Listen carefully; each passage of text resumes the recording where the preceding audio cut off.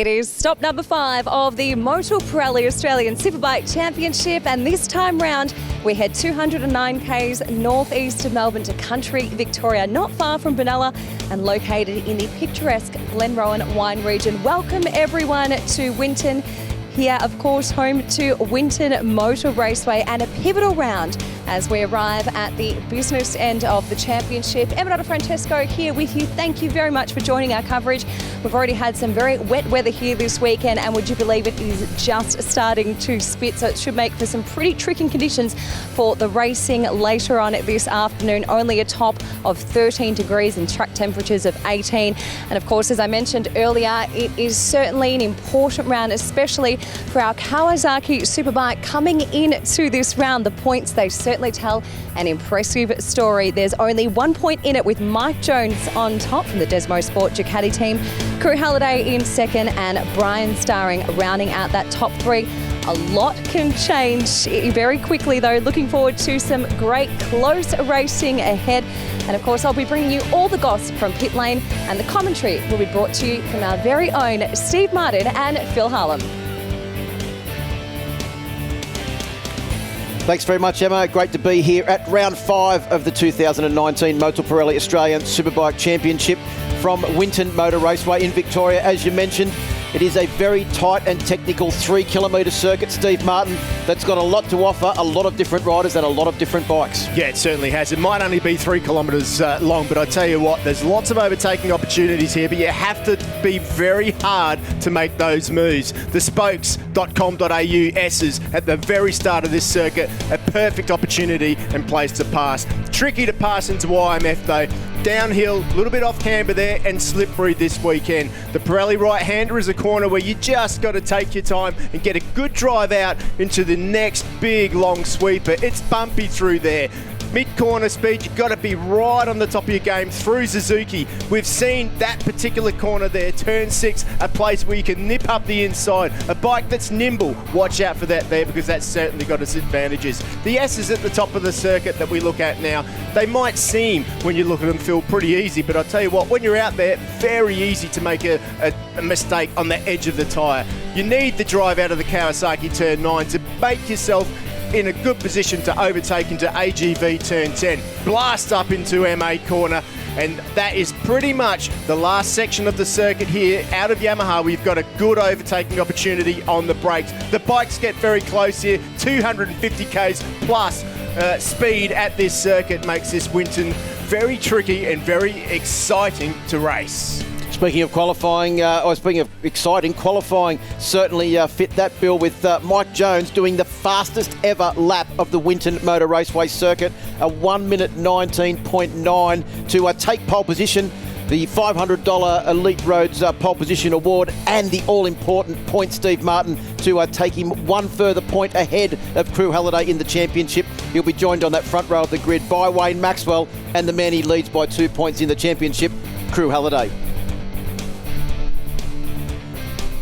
Well, race 1 got underway earlier today with a great start off the line for Wayne Maxwell, but Mad Mike Jones was the man that led them down in towards turn 1 for the first time. But no surprise to see the very fast starting privateer Arthur Cece's make his way up into 3rd position ahead of Daniel Falzon and Brian Starring as they made their way through the spokes.com.au S's for the first time. Yeah, Arthur Cece's having a very good ride up at the front there. Troy Herfoss, though, who had a terrible qualifying, had to work his way through the pack. There was a bit of a bottleneck halfway through the race. You can see the 2 leaders up the front, everybody else trying to get through Arthur Cece's. But this is what we were looking at, Phil, the big battle between Ducati and Suzuki. Marcus Kyoto went down, but this is where the action was. Mike Jones took the lead. Wayne Maxwell, though, he knew that he had to strike back, and he struck back quickly. As we spoke about when we were doing the track preview, plenty of different opportunities for different riders on different bikes. You could see Jones use the advantage of his bike on the start-finish straight. Maxwell could turn that Suzuki and dived up the inside at the start of the S's many, many times. But you could see Jones's bike very fast on the straight. Maxwell played it smart there not to let him through and continued to lead through the spokes S's. And it was about this point late in the race where Wayne Maxwell made this small mistake. He didn't know if he could actually get back on terms with Mike Jones. He left himself with a lot of work to do as Jones had a 10 bike length lead. It didn't take long for Troy Herfoss to make his way up through the pack into 4th position behind Crew Halliday. It's crucial this weekend for Halliday to get points. He's only 2 points off the lead heading into this weekend. He needs to get a good result. Back up front though, Maxwell made this move, and from that point, he put the hammer down. He really did start to make ground on Mike Jones. Mike was trying his hardest to do everything he could, but Maxwell showed the domination of the Suzuki. Yes, he was certainly putting plenty of coals in the furnace, the Wayne train, and started to really put the hammer down and pull out a lead. There was this also great battle between Brian Starring and Matt Walters for Kawasaki honours, with the privateer really taking it to the factory BC Performance Team rider. But no one could take it to this man over the final laps. He had the perfect setup, he had the perfect bike, and he rode it perfectly to take the win over Mike Jones in 2nd place. And Troy Herfoss from 12th place on the grid, Steve Martin, fought his way through and got the better of Crew Halliday over the dying laps to take the final place on the podium in 3rd, with Crew Halliday good point for his championship in 4th. Yeah, it certainly was. It was a very exciting race, that's for sure, and a great one to watch. Well, let's go down to Emma. Thanks, guys. Exciting indeed for race 1. Well done to Wayne Maxwell. Now, one guy that's not racing this weekend is with me now, Glenn Allerton. I know you've had some injuries and you weren't sure whether you're going to race, you were going to test it. When and how did you come to the decision to pull the pin?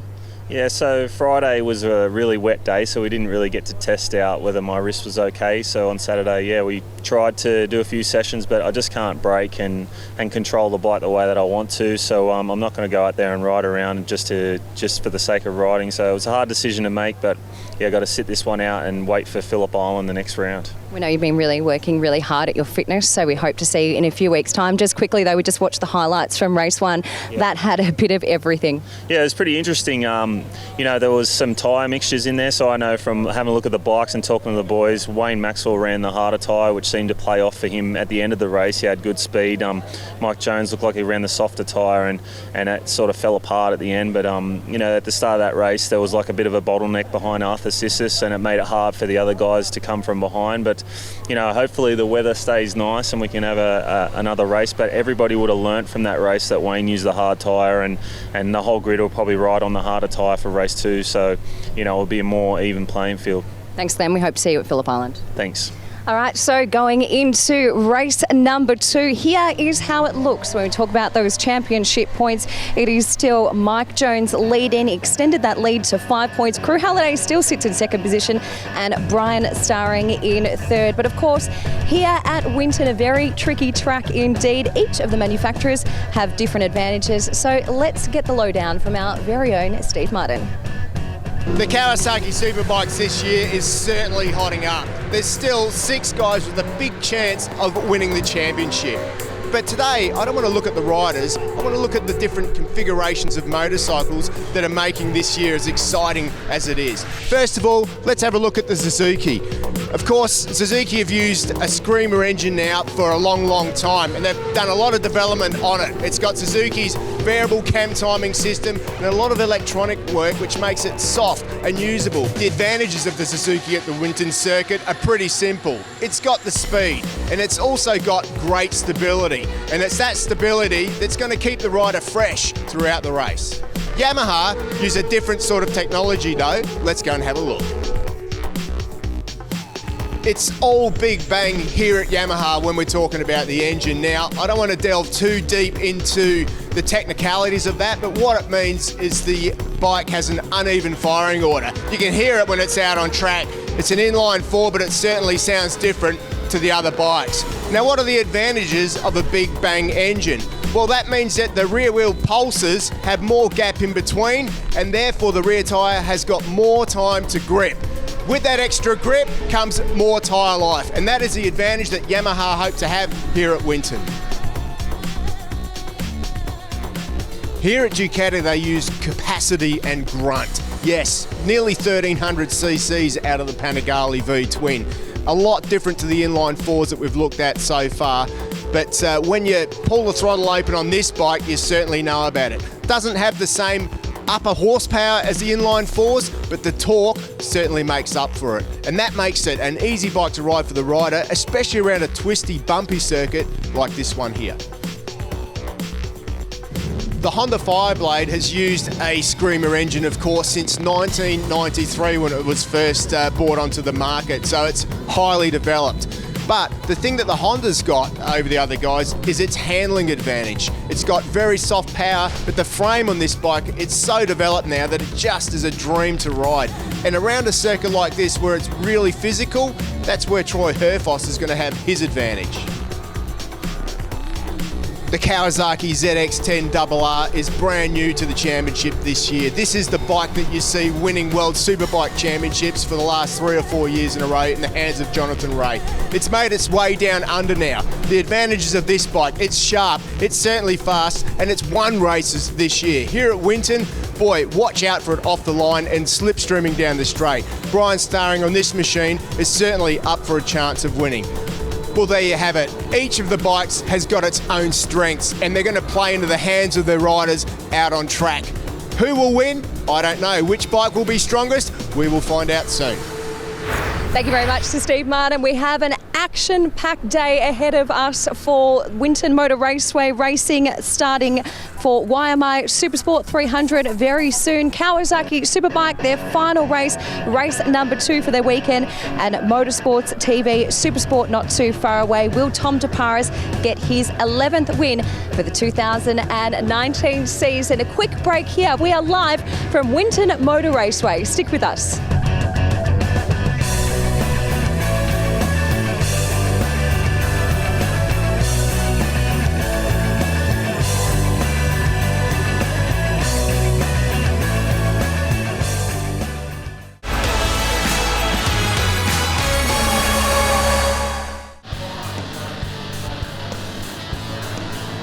And we're away in the Supersport 300 race for the day, the third of their classes or their races for the weekend. And it is Maxi Stouffer that's got a great jump off the line and up into second place. It's Luke Power on board bike number 25 as they come through. Sorry, Luke Johnson on bike number 25 as they come through the first corners. Yanni Shaw's now up to third place, and Seth Crump, who was so strong in the earlier races, Steve Martin, is up into fourth on board that KTM. Yeah, definitely good to see Seth Crump, and also saw Brandon Demery, who's been working his way through the pack this weekend. Hunter Ford, not such a good start this time out, but keep an eye on the number 20 back there in 5th position at the moment, because one thing we know from him, he's hard and fast and he will make his way to the front quite quickly. Well, so far this weekend we have seen Yanni Shaw break through for his first victory in the YMI Supersport 300 class. He backed it up with victory again this morning, so he's 2 from 2 so far out of the 2 races, and championship leader coming into this round, Max Stouffer, currently leads the race with Yanni Shaw back in 3rd position. It's only the first lap, and we've seen so far this weekend, Steve Martin, that about lap 2 to 3 is where the tyres are fully warm, because we've got cold track temperatures, that the riders really start to push hard, and we can get a fair indication of what the pace is for these riders. Absolutely. Massive weekend here for these 300 riders as well. Maxi Stouffer didn't get off on the best foot, had a crash in one of the races earlier this weekend, but he's back where he belongs now at the head of this field. But I'll tell you what, there's a gaggle of riders that want to beat him to that finish line. Well, as they come across the line to finish the first of their 9 laps, it is a 3-man freight train abreast as they come up the straight, with Yanni Shaw taking the lead, with Seth Crump up into second, and Luke Johnson on board bike number 25 up into a 3rd position as they come across the old start-finish line. Look for Hunter Ford making his way forward, and Senna Adjus, the victor at the last round on board bike number 81, starting to make his presence felt as well. He had a strong ride in race number 2. Unfortunately, his start was a little bit too quick and he got pinged with a 10-second jump start penalty. Well, it looks like we've got a clean start this time out, so good for Senna Adjus. The position he gets in this race will be the position on track, so Senna Adjus in with a big chance. But I'll tell you what, number 25 there, Luke Johnson, this is the best I've seen him riding in a long, long time. He's doing a great job this weekend, is Luke Johnson. Just wondering why he's back on the R3, because he has been riding the Ninja 400 this weekend. Maybe they can't quite find a setup for it. Well, he's doing a pretty good job on the R3, isn't he? So it's good to see him up there in that 3rd position now. When you're dicing around with guys like Brandon Demery there, who's made his way from a tardy start all the way up to the front. So Brandon Demery is putting himself back in the frame. Yeah, I think Brandon Demery just moved up one further position there as well, down into the AGV corner, as the race continues to be led by bike number 333, Yanni Shaw. Now, Yanni Shaw's been in this class for quite a few years now, but he's sort of lacked the success that he's having this weekend. He's already run 2 races, and this one, incredibly, he's right up there again. It seems to all have clicked for him this weekend. Yeah, it is. It's all been going well. Another rider that's had a fair amount of bad luck this year is the man that's just dived up the inside to take the lead, Seth Crump. He has had a disastrous year in relation to bad luck. The only luck he's had this year has all been bad, been taken out at several rounds, and finally we saw this weekend back running at the front on the podium yesterday afternoon and running at the front of the race this morning. Unfortunately, before some incidents over the last couple of laps, pushed him all the way back and just outside the top 10. Yeah, definitely. KTM mounted Seth Crump doing a brilliant job on that machine there, the number 57 machine. He really is managing to stretch it out. The advantages of that bike, the single-cylinder 390, is through this back section of the circuit. Brandon Demery just went up the inside of Hunter Ford as well, so he's moved up one further position at the start of the end of the Suzuki sweeper and into the YMI corner.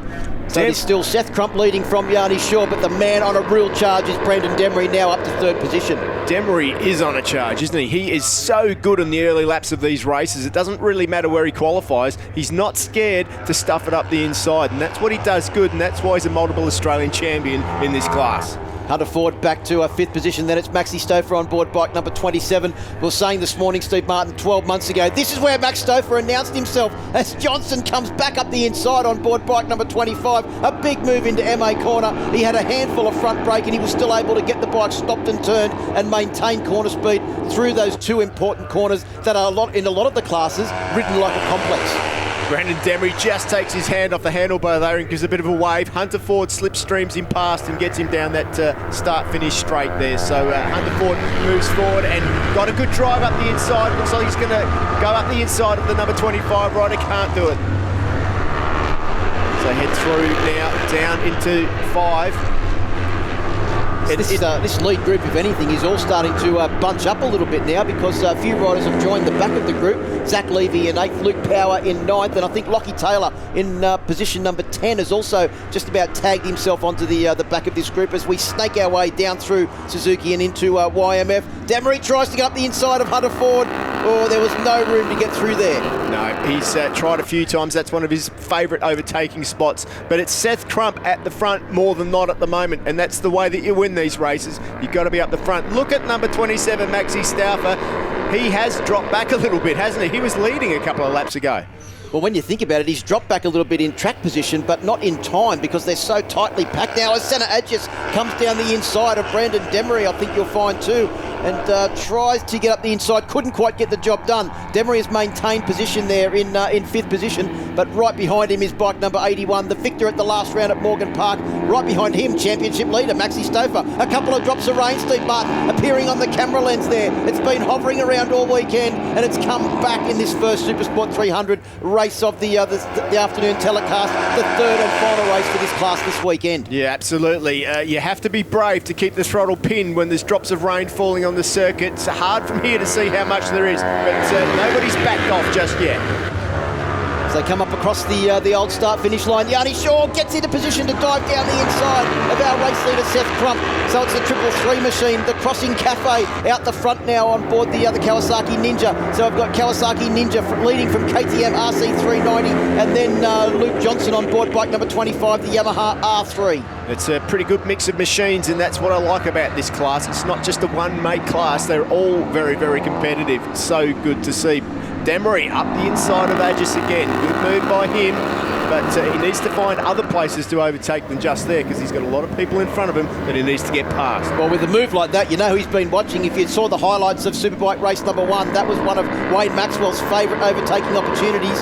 Just behind Demery now, we've still got Hunter Ford on board bike number 20 and also Senna Adjus on board bike number 81. There's Zach Levy. Keep an eye out for him as the laps start to unfold on board bike number 87, the first ever champion in the Yamaha R3 Cup, and he's been riding the wheels off that Yamaha R3 all weekend. Yeah, well, Demery was listening because he overtook Hunter Ford. Hunter Ford looking to go up the inside again, and it looks like it's Seth Crump back out in front. Yeah, big dive there at the MA corner on board the KTM.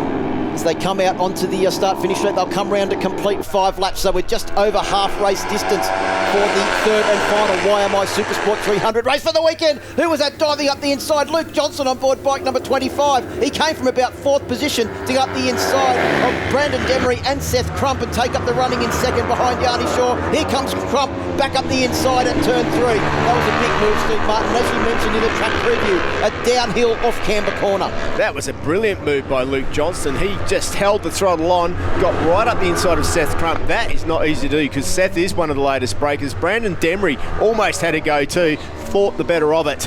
And as they headed into the spokes.com.au corner, everyone got through. Hunter Ford on the inside now. Big move there. You can just see the bike moving and sliding on the edge of the tyre. That wouldn't slow Hunter down, though. He loves it when the bike starts to move around. But I'll tell you what, there's more standing up going on out there than a game of musical chairs, with everyone diving up the inside of each other, riders having to adjust their line. Looking back through the field, I think Luke Power and Lockie Taylor are still hanging on to the back of this group. And I'm just trying to see who that is. There's one rider just hanging on the back behind Lockie Taylor. Is that Peter Nerlich, I think, maybe on board bike number 97. Then it's a pretty big 2.5 second gap back to the next group of riders, led by the, well, he probably won't mind me saying this, the veteran in this class, Benny Burke. Senna Aegis has made a move now on Luke Johnson, so Senna Aegis is really starting to make himself felt in this class. Remember last time out, Morgan Park, he won 3 from 3. It's taken him a little while to come up to speed with this track, but he's getting there now. He certainly is, and his weekend is starting to get stronger and stronger as this race goes on. This is his best performance so far of the weekend as they come out of spokes.com.au, S's turn number 2, and up over the old start-finish line. It is still Seth Crump leading the race from Yanni Shaw, only just. There was nothing between them as they came across the line. The fastest lap of the race on the last lap was a 1:32.405 for Yanni Shaw, and a 1:32.485 and a 1:32.535 for our top 3. There is literally nothing in it. Seth Crump back out front at the moment. Hunter Ford slowly working his way forward. Brandon Demery there about to do one of his moves. I don't know how he does that, but he just turns it on a dime. We've got a faller. That is number 31, John Quinn from Victoria on his Kawasaki. He's unfortunately not going to finish this one. Seth Crump leads them through Kawasaki corner. Hunter Ford is up into second place now. He's managed to work his way forward. Where has Yanni Shaw gone? Yanni Shaw is not in that lead group. Now trying to find where he is. He's dropped back. He's back there behind Senna Aegis, in fact. So he must have got pushed wide in one of those corners. Look like bike number 333 is there behind the green Kawasaki bike number 81 of Senna Aegis. Another young rider with a lot of overseas experience, Steve Martin. Certainly has. The man in front, Seth Crump, might not be as experienced, but I tell you what, he's certainly coming on strong in this 300 class now. And he's got a bit of overseas experience this year, journeying over to the UK and racing in the BSB Championship. As Hunter Ford uses the slipstream to absolute perfection, comes up the inside, and Brandon Demery uses the double slipstream to even greater perfection and dives down the inside of Hunter Ford to take up the running in the lead and across the old start-finish line towards turn 3. Hunter Ford comes back strong, and so does Brandon Demery. We've had 6 changes of position in 2 corners. It's always hard to predict what's going to happen in this one, but Yanni Shaw, the man who's won 2 from 3 so far, is still in a good position with a couple of laps to go. Well, just noticing a little bit of a gap starting to open up between Yanni Shaw at the back of this lead group and then Max Stouffer back there in 6th position. Zach Levy, Luke Power, Luke Johnson and Lockie Taylor queued up behind Maxi Stouffer as well on board bike number 27 as they come round to start the run through the S's, as we see a replay now of someone losing it there at, was that the rider that crashed before at turns 1 and turns 2, the spokes.com.au S's? Yep, certainly was. Luckily he's okay. That was, of course, John Quinn, who we mentioned before. Picked the bike up completely okay, out of the way, and the race continues. Well, Senna Aegis will be so happy with this race because he was outside of the top 10 in the race yesterday afternoon, and he was in the lead group, although he got that 10-second jump start penalty in the race earlier on today. But here he is, no jump start penalty, and he's up in 3rd position in the race in the dying stages. We're on the 8th lap, so they'll get the last lap board as they come across the line now. There it is, last lap board for Hunter Ford, our race leader. Seth Crump in the second position. Senna Aegis dives in deep on the brakes on board bike number 81, but Seth Crump wasn't going to let him have it all his own way. He waited to the last minute to grab a handful of brake there. And now race 1 and 2 victor Yanni Shaw is back in 5th position. This will be a massive effort if he can get up there to take his 3rd victory for the weekend. Well, things are about to get serious now. We've got 4 or 5 guys that really want to win this, and anyone can win it at this point in time. If it's going to be Yanni Shaw, though, he needs to start picking them off now. Hunter Ford, we know that he's the type of guy that can stretch the field. He's very smooth and he gets good drive, despite the size of him, out of the onto the long straights. Demery up the inside, gets past Seth Crump. And he holds the drive out of the corner as well. I think Seth Crump may have had to pull out of the throttle a fraction, and going around the outside of him is Yanni Shaw. I don't think he'll have the run down into the Kawasaki corner either. The KTM does jump out of the corner pretty well. What can Yanni do as they come down the YMI straight and into AGV corner? Senna Aegis is right up onto the back now of our race leader, Hunter Ford. Can he make a big dive-bombing raid on our race leader as they come down toward the MA corner? He's got good drive. He's got the slipstream as well, has Senna Aegis. He's on the outside. Hunter Ford pulled to the inside of the track. There's no way through there for Senna Aegis. He needs to get the drive out of the final corner and try and slipstream our current race leader, Hunter Ford, to the line if he's any hope of taking victory. But Hunter Ford has ridden those last corners to absolute perfection, Steve Martin. It's going to be a big dive from here for Senna Aegis, and he can't do it. He gets across the line in 2nd position. Hunter Ford takes the race win, and Brandon Demery, another podium for the rider on board bike number 11. He'll be over the moon with that. And Seth Crump, luckless Seth Crump, misses out once again on a podium on bike number 57 in 4th position. And Yanni Shaw, 2 from 2 so far this weekend, but he'll have to settle for 5th in race number 3. Well, that was a pretty good way to start off the show, wasn't it? Impressive race. Any one of those top 5 or 6 guys could have won it. The championship leader, Max Stauffer, finished down in 6th. Great ride early on by Luke Johnston. Certainly was, but what a cracking ride from Hunter Ford. As we said, he rode those final corners to absolute perfection. There was no way for Senna Aegis to get through, and he took the win in the end by 0.049 of a second. Brandon Demery takes the final place on the podium with a very slight victory over Seth Crump in the battle for 3rd place. Yanni Shaw takes 5th, Maxi Stover 6th, Luke Power in 7th, Luke Johnston in 8th, Peter Nerlich in 9, a great ride from Peter, and Lockie Taylor rounds out the top 10 on board bike number 151. Benny Burke, good job by him on the Kawasaki to finish in 11th. John Littris, 12th. A quiet weekend for John. Zach Levy, we normally see him up the front too. Tristan Adamson in 14th. Matt Brindle, 15th. Ryan Smith, 16th. Harry Parker in 17th. Silas Bunting and Zach Patendi. And Jacob Brulston down there in 20th. Steph James took 21st position, Noel Mahon 22nd, Craig White in 23rd, Josh Snowden in 24th, Jeremy Smock in position number 25, Greg Farrell, as we mentioned, once again running the sponsorship from the Prostate Cancer Foundation, the official charity of ASBK, in 26th position, and unfortunately John Quinn and Dominic Fletcher failed to finish the race. But congratulations to our race winner, Hunter Ford. He's been trying desperately all weekend, and hopefully that will bring a smile onto Hunter's face. We'll hear from our top 3, but first a short break and then back to Winton for more action.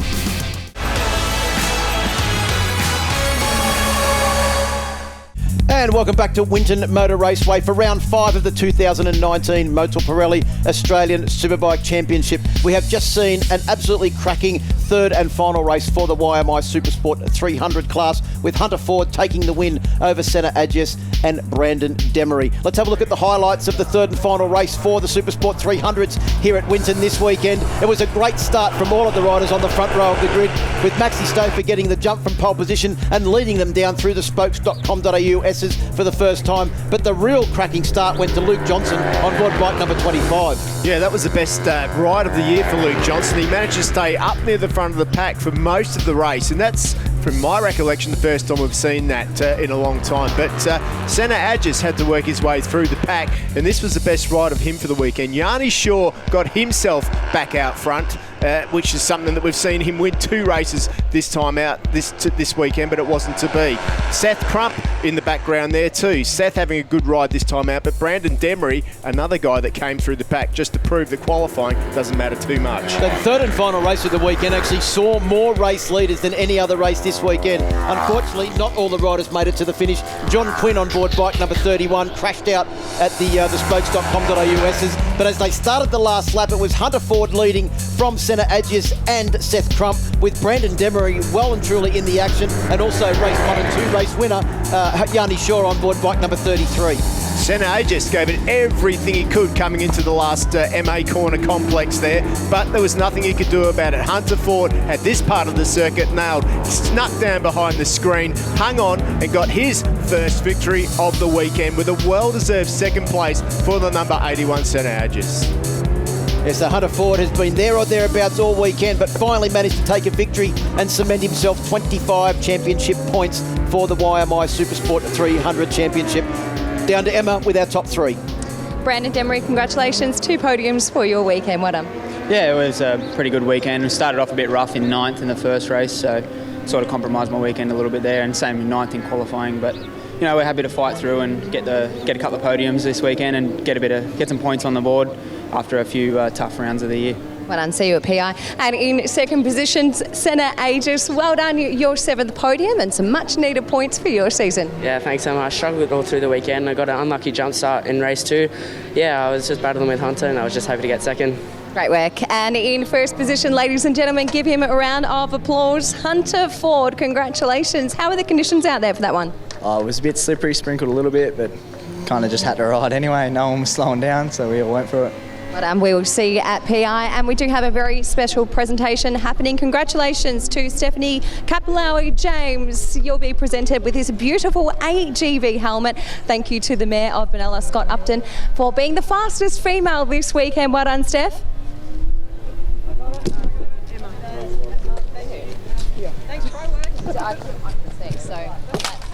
Well, congratulations to our top 3, and also Steph James for being the fastest female here this weekend. She has ridden absolutely unbelievably. Superbikes coming up next, but before that, a short break here from Winton Motor Raceway. It is a huge weekend for the DesmoSport Ducati team, so I thought, why not get some goss away from the paddock, put my chauffeur skills to good use, and give them a lift to the track.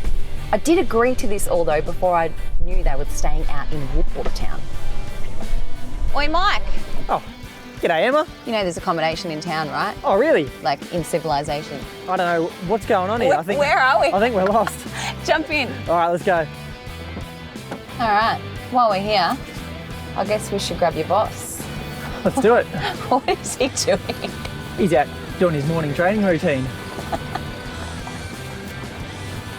Hey, Troy Bayliss. You know you're not racing this weekend, right? No racing for me, but I'm getting ready for the GP. Mike's got a couple of horsepower down there. Jump in, mate. Let's go. Kim told me that you eat Wheat Bix for breakfast every single morning. It's that mushed up Wheat Bix. So let's just put it to you then, Mike. 1 point.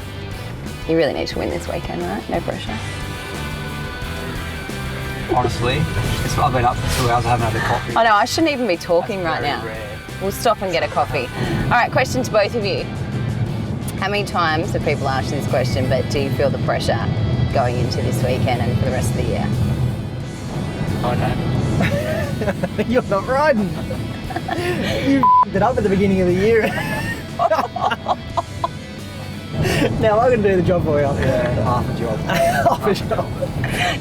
Big shoes to fill for you. Not really. Oh, you've got pretty small feet. 42.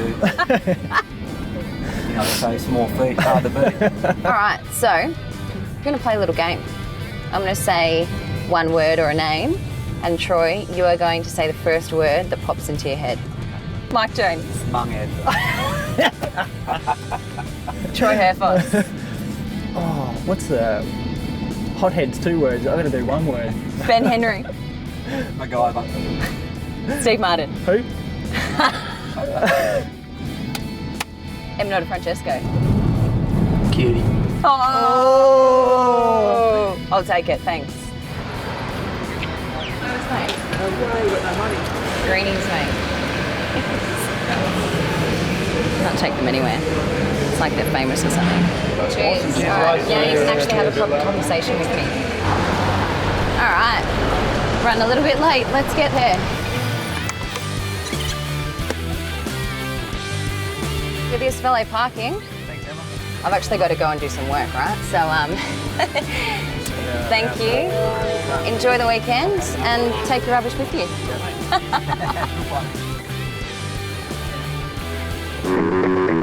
Welcome back to Winton Motor Raceway, a very chilly Winton Motor Raceway. We're just about to get set and to go racing for Kawasaki Superbike race number 2. And of course, I'm starting up here at pole position. Hey, a bit of rain falling, Mike, should make things very interesting. Yeah, look, we've had a bit of sketchy weather over the past couple of days, and it shows it's going to be the case again today.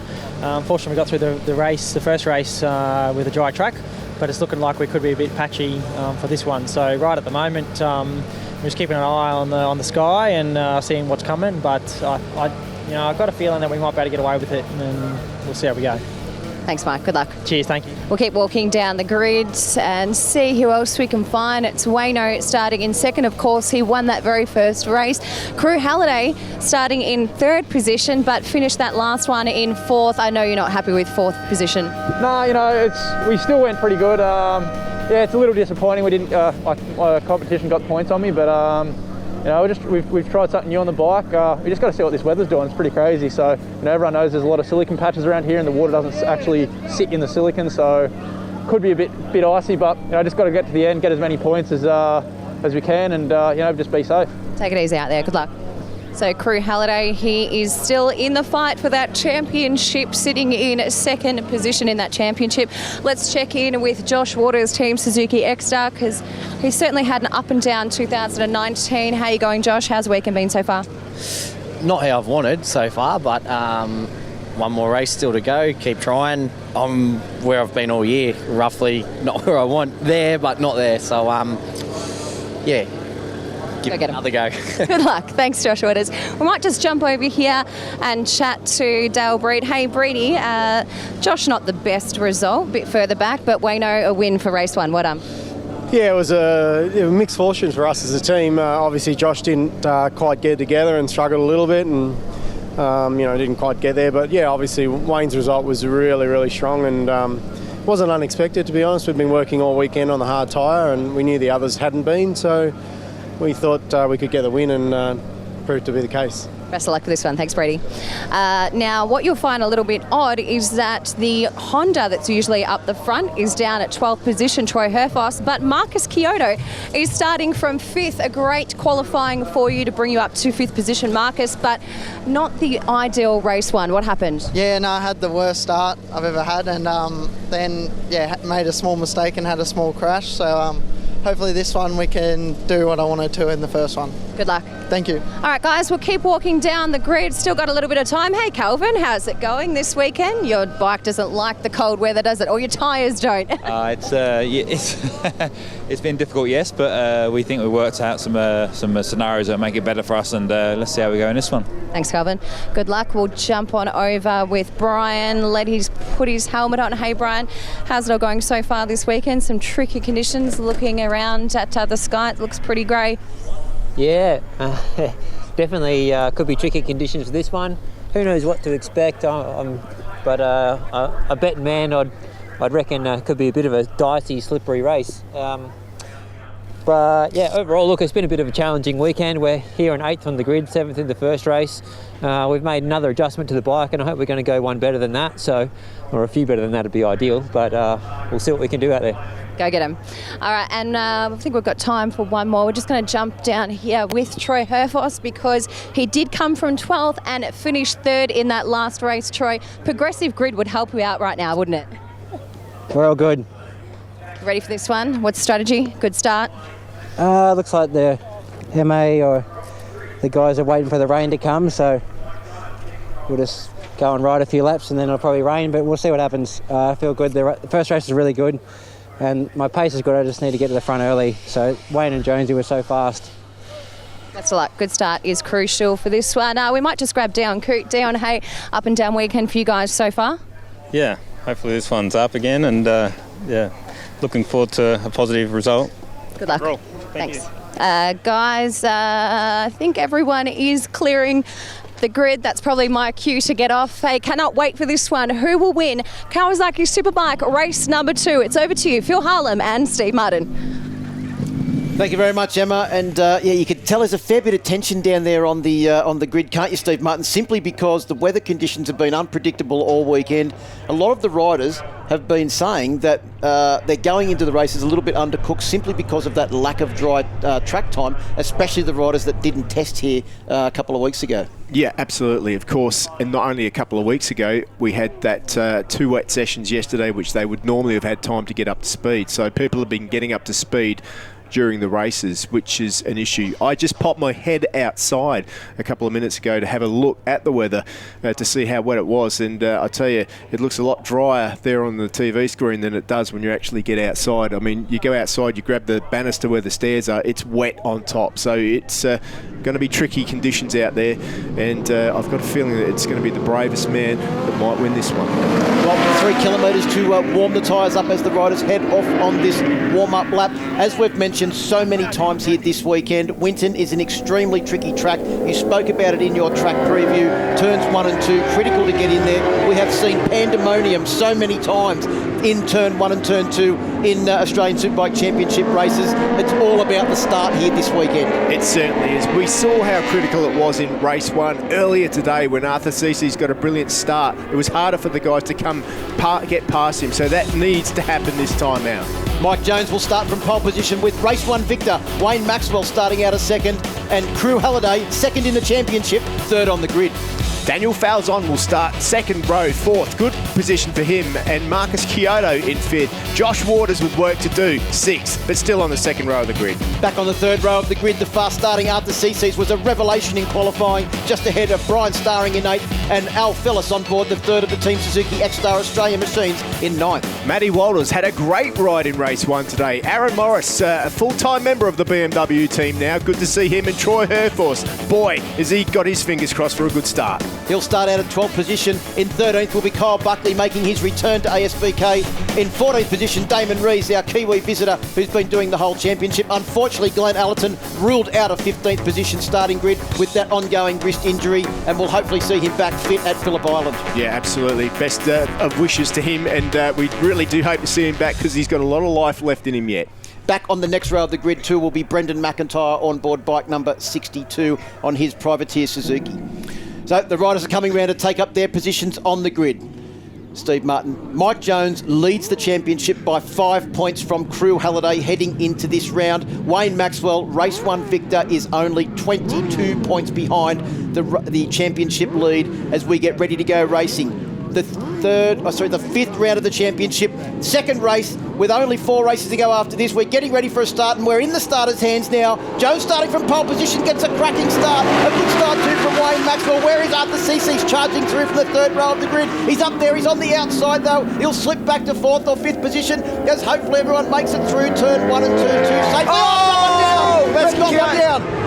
Was that? Oh, there's another down. There's 2 down there. It looks like it could be Kyle Buckley that's been caught up there. He was unsighted when Marchiato went down, and it looks like we've got a red flag stoppage as the Superbikes come through turn 2. A big accident there for Marchiato, and unfortunate for Kyle Buckley. Yeah, Marchiato just got on the gas that little bit too early, went flung over the handlebars, but the red flag is out. These guys will now know that you've just got to let these tyres warm up, especially in these conditions, and Marchiato just asking a little bit too much of his cold Pirelli slick, and it flung him over. And unfortunately, to me, it looked like Kyle Buckley got caught up in that accident. I think what happened was it was completely unsighted. A couple of riders pulled out of the way to go around the stricken Penrite Honda of Marchiato, and Kyle Buckley was left with nowhere to go except to straight into the motorcycle that was lying on the track. Hopefully we might even be able to get a replay of what happened there. Hopefully the officials will be able to get that cleaned up relatively quickly,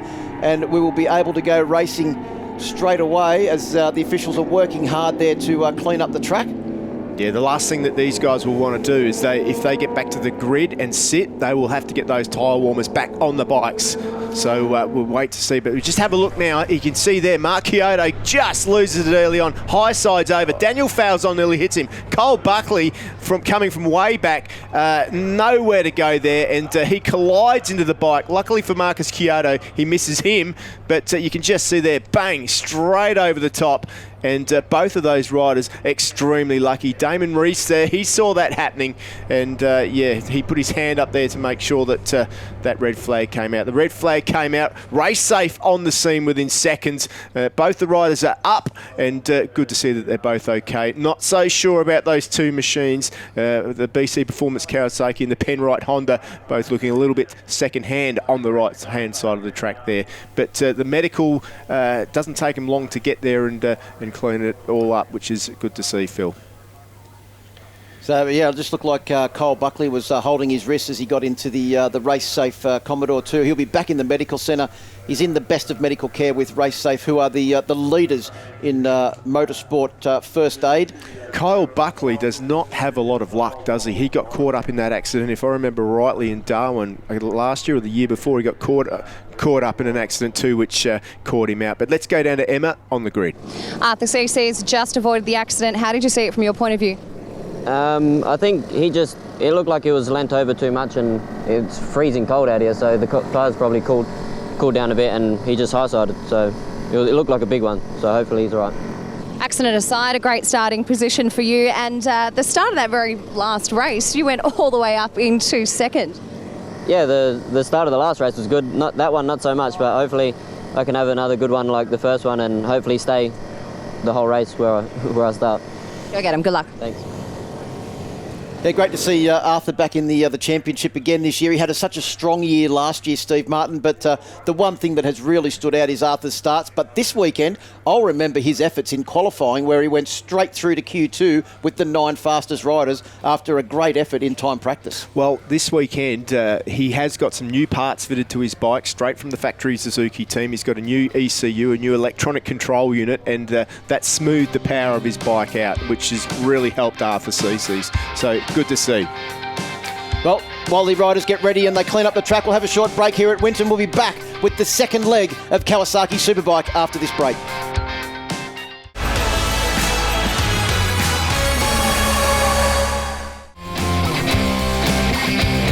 Welcome back to Winton Motor Raceway, round 5 of the 2019 Motul Pirelli Australian Superbike Championship. We have been saying all show how the weather has been unpredictable here this weekend, Steve Martin. Well, right on cue, the rain has started to come down as the Superbikes are back on the grid, waiting for a restart of Kawasaki Superbike race number 2, following an incident out of turn 2 as the first attempted start got underway between Mark Kyoto and Kyle Buckley. Mark Kyoto high-sided, Kyle Buckley left with nowhere to go. Down to the grid with Emma.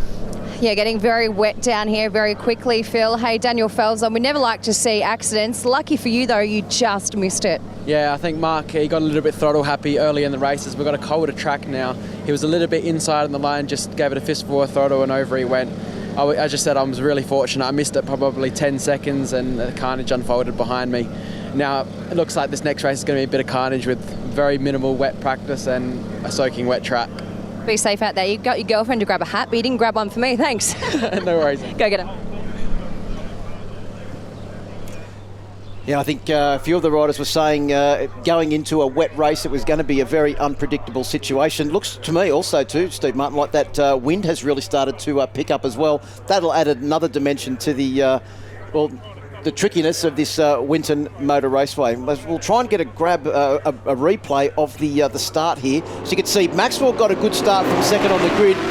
So too did Arthur Ceci. He was on the outside as they came down through turn 1. Let's have a look where Mark Kyoto is. He's there in about 4th position around the outside of Falzon. Got it incredibly sideways. And Falzon, who was actually on one side of the machine, actually then went to the other side. And Kyle Buckley, completely unsighted, all of a sudden he was confronted with the stricken Penrite Honda on the ground in front of him, and he had nowhere to go except straight into the bike. And you can see there of Kyle Buckley on the on the cement safety wall there of feeling a little bit of pain. Yeah, absolutely. He didn't really grab that wrist, but you could see, like you said, he probably grabbed it later, but he was definitely favouring it. So let's hope that he's okay. But both riders were up from that one, which is really good to see. Wet race declared. Not something that we would dispute at the moment. Let's head down to Emma. Well, I found an umbrella, guys, but no jacket. I thought maybe I could just come under here a little bit and stay warm with Matt Walters. Hey, Matt, this is not ideal, these conditions. No, it's pretty much terrible, I think. You can't get any worse than this. It needs to rain a lot more so we can use wets, but it seems like we've got a decision up there, but we'll see what happens and we'll just go from there. Finished 8th in race number 1. Great result for you. Well done. Yeah, it wasn't a bad race. It was good for us, and we'll go from there and try and hopefully stay upright and stay out of the wet weather. Go get him. Guys, I'll walk further up the grid, but I'm going to find a jumper on the way. Back to you. Well, thanks, Emma, and try and stay warm down there on the grid because it does look like that wind is starting to pick up again. The wind has been icy. Was it yesterday, Steve Martin? We had wind gusts up to 60-odd kilometres an hour. The snow is not far away from here, and it felt like that wind was coming right off the snow. Yeah, absolutely. And when you have a look there, you can just see Wayne Maxwell's bike coming off the track at the moment. So it looks like we are in with some sort of delayed start. Let's head back down to Emma for an update. Yeah, guys, obviously it's been declared wet, so we're rolling back into the pits now to change tyres. Right, there we have it. We're heading back in. Put the wet weather tyres on or choose their wet weather bikes. I know that Troy Herfoss, as an example, has only got one bike this weekend, Phil, due to the action-packed weekend he's had so far. Well, it's going to be an interesting time down there. The team bosses will certainly be earning their pay. Let's hear from them. It is the business end of the Kawasaki Superbike Championship, and of course there's plenty of goss coming out of pit lane. A few spanners have been thrown in the works, lots of questions have gone unanswered, there's even been some changes up and down the paddock. So it is time to dig deep with not the riders, but this time the bosses in the lane.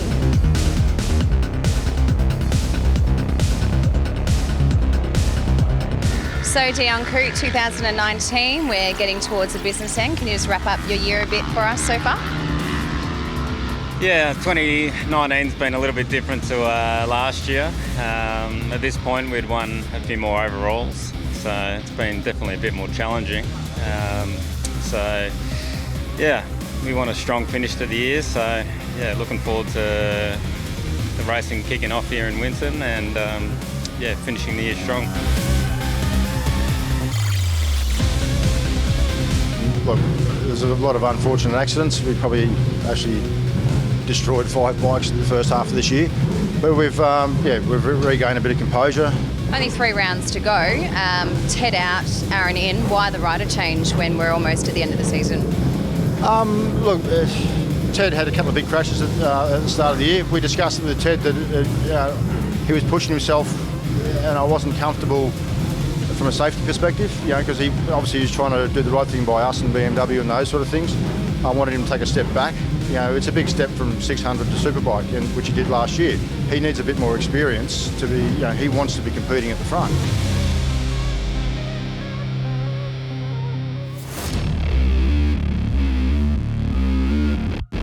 Team owner of Team Suzuki Exeter, Dale Breedy, thank you very much for joining us. So obviously we've seen some great results from Wayne this year. No wins for Josh as yet. What's happened to his 2019?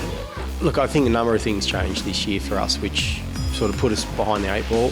One of the major changes this year was the actual tyre itself. For whatever reason, our bike just didn't quite work as well on the tyre as we'd hoped to. So Josh didn't have the comfort that he'd normally have. And Wayne coming into the team has created a much more competitive environment than we've had to deal with for a long period of time. So as a consequence of that, I think there's been instances where for Josh, he hasn't quite been able to put it together because of that pressure. Look, overall, having 2 championship winning guys in your team is a great place to be, and if we can get Josh just to move forward a little bit, because he's not far away, but in this game 2 or 3 tenths of a second a lap is the difference between winning a race and finishing 5th. So yeah, if we can just get him a little bit further up the front, then both our guys are going to be strong for the rest of the year. Yeah, so obviously Lachlan Epis has departed from the team, and we brought in our rider from last year, Kyle Buckley, and let's see how he can go for the remainder of this year. Can you tell us why Lachlan Epis departed the team? Hey, at the end of the day, we had a few issues and we didn't get along, and but hey, we've moved on. We're all friends and stuff like that. We just didn't work well together, and I wish him the best for the future. Oh look, last year Daniel was really sort of a very consistent guy, and that's what sort of brought him so far up into the championship. But this year he just, just that sort of consistency hasn't been with him. I think he's been perhaps, just pushing that little bit harder, and just having bad luck. In reverse, Crew had an excellent year last year on the 600, and this year he's in that position where he's riding for a championship. So he's got to be smart, he's got to ride smart, and he has been doing that. He's been doing an excellent job. You probably have one of the bigger budgets up and down pit lane. Not bringing home any trophies though, must put a little bit of pressure on yourself and the team. Well, no one ever compares pay packets around here. It's probably one of the more closely guarded secrets in ASBK is exactly who's got what to spend. But we try to be smart with our money. Certainly, our only sponsor is Yamaha. We don't have anyone else that we owe any favours to. So basically, our whole job is to be a vehicle for their product. Some of the teams that are privately owned or personally owned, I'm thinking that they probably sometimes get emotional and think, I've got to do this, I've got to find some extra money, so they just pull their credit card out and do it. Whereas for me, I have to manage exactly to the budget I'm allocated. When you're on the box, you always shake the other guy's hand. I don't like losing at all. I'm not interested in coming second. I'm happy for him, but I'm still not happy. Leave it at that. And the way the points are in the championship, there's some good hot emotions the other day at testing. I won't go to any more than that, but that's what the sport needs. Everyone wants to try and dumb things down, and everyone's got to be prim and proper and those sort of things. Nah, bring it on. You know what? I learned a long time ago in business not to worry about whether you get pats on backs from other people. Because I really, they don't care either way. I'm hated. Everyone hates me, so I'm all right. I think I'm all right, but everyone hates me. What's going on? Hey? What is it? I don't know. Maybe it's some British. No, look, hey, end of the day, yes, I get on most people in the paddock. I've got no problems with anybody. And end of the day, the championship is a friendly championship, and but when the riders are out on track, it's a different story. Look, no one's happy to come second or third. Basically, as far as we're concerned, you're the first loser. We have to be rivals. We don't treat it as like a social occasion. It's a business. We're going racing.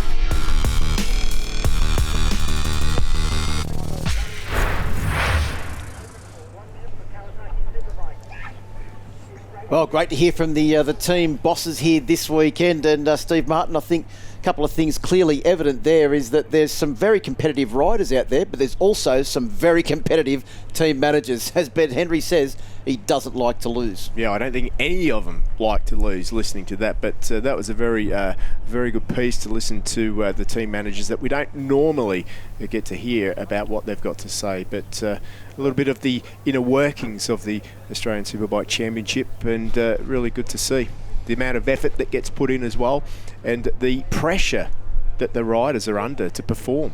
Would you want to come in to any one of those guys and explain why you finished second by 0.1 of a second? Not me. So ASBK.com.au is the place to go to keep up with all of the action. Of course, the recent test here at Winton, there was full reports on there of that. And as you heard from Wayne Hepburn, plenty of action there as well. Back down to Emma. Just checking in with Dave Fuller, our expert from Pirelli. Okay, so it was raining. It looks a lot drier now. What does everyone do in this break? Well, unfortunately, we had an accident on the start of the Superbike race, exiting turn 2.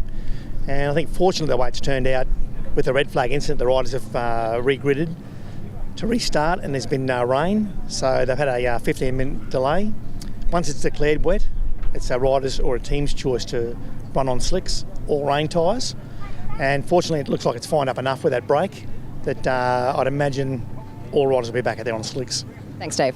Thank you. Well, thanks, Dave. Great to hear from Dave Fuller there from Pirelli. Of course, be interested to see what the Dunlop guys are doing as well, but it's going to be a very interesting equation as to who will do what. We saw Wayne Maxwell was good on the hard tyre. Will that be the hard tyre option this afternoon?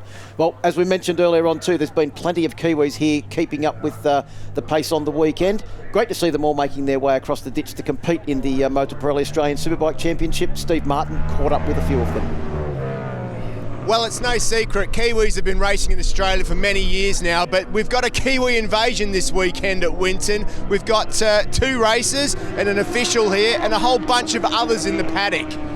First of all, we've got Avalon Biddle. Of course, she's the current Supersport champion in New Zealand. I've got to ask you, Avalon, why are you racing here this weekend in the ASBK? Well, not only is it great fun, but it's awesome to have the good competition of racing here against the Aussies and to keep racing all year round. Our season in New Zealand is pretty short, running from December through to April, just over summer. So to be able to race all year round and just a short trip across the ditch, it's awesome to be here and be part of it. Well, that's good to see. We've also got Superbike rider Damon Reese here as well. Damon, you've been racing here for a little while now. Why do you make your way over to Australia to race? It's pretty obvious, really. You come over here and you know you're going to get good competition. So, as all racers are, they just want to get better and faster. And when you're racing with world-class athletes that we race with here in ASBK, you know you're going to get better. And then when you go home, you're just going to be that much better a rider. And obviously none of the rounds clash, which is helpful. So you can race, like Avalon said, all year round. It's awesome. We've also got the officials. Quite a few officials have made their way over this weekend. Dan Batchelor, why have all you guys come over here to learn, I hear? Well, I guess very much like our athletes, they want to come over and test themselves against the best. And I guess we look up to the Australian Championship and think that you guys run a really, really professional organisation, a really good operation, and we're just looking to what we can learn from you. Well, there we have it. The Kiwi invasion making our Australian Superbike Championship better. Well, thanks, Steve Martin. Great to hear from all of the Kiwis over here. And the good news is that the riders are back out onto the grid, getting ready for Kawasaki Superbike race number 2. Unfortunately, the first attempt to get this race run ended in a crash at the exit of turn 2. All of the riders are back down on the grid now and we are ready to go racing. Looks like a couple of damp patches on the grid, but it looks to me, Steve Martin, like everybody is wearing slick tyres for this race. Soft or hard? I guess we'll start to know in about 10 laps time. The race has been reduced to 12 laps as we get ready to go racing. Mike Jones starts from pole position, leads the championship by 5 points. Ready to go now in the starter's hands. A great start there from Wayne Maxwell. Look at the Suzuki X-Star machine blast off the line as he makes his way down towards turn 1. Where is Arthur Cece's making a charge from on this occasion? No, he's not going to be up into the top riders. Oh, we've got one down. That's has gone down into the S's. We've got another rider through there. Epis. Lachlan Epis has also gone straight on. Looks like it's very slippery down there into the S's, and those riders have gone in a little bit too hard. And Daniel Falzon has gone down. We've got a red flag stoppage. That will be the end of the Superbike race once again at the exit of turn 2. Yeah, that was obviously still a little bit of wet track out there that hasn't dried up completely yet. Epis went down, Falzon went down, so another red flag has come out. Let's just see if we can have a look at that off the start line again. Wayne Maxwell with a brilliant start. Look at that, just drove out of the blocks, up the inside, perfect on the inside there. He took it nice and easy through there, but watch Daniel Falzon now, out of third position, boom! Straight into the wall for that R1, and bang, the Kawasaki of Lachlan Epis also out of this one. So those two guys probably won't be taking part of the restart. The bikes now. And also too, Daniel Falzon was so lucky that he missed the concrete wall there. Yeah, as he went into that into the tyre wall. Yeah, and managed to get away from it. But Lachlan Epis looked like he was off the bike well and truly before the bike even went off the circuit. Yeah, I mean it's pretty, tricky conditions out there because, it is declared a wet race. So that's the issue is right now, everybody should know that it's, not perfectly dry out there. They got a warm-up and combined sighting lap to have a look at the circuit. Everyone's come back to the start-finish line at the moment. But once again, this is proving to be a very tricky day here at the Winton circuit. Yeah, it is, and Wayne Maxwell got absolute cracking start. I reckon that's one of his best starts of the season so far. Remember, last year he couldn't take a start in any of the races. Every race he dropped back from the front row of the grid, well and truly back into the clutches. But that was a cracking start. But unfortunately, we've had a stoppage here. We'll have a short break from Winton and be back as the Kawasaki Superbikes get underway once again.